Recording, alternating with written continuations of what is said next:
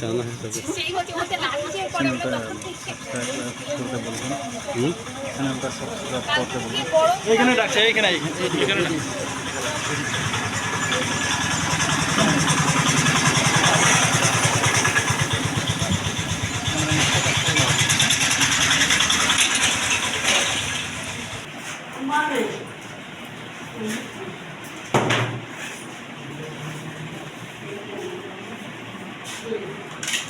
ওনার নাম কি, ভোটার কার্ডটা একটু দিতে বলবেন। হ্যাঁ ভোটার কার্ড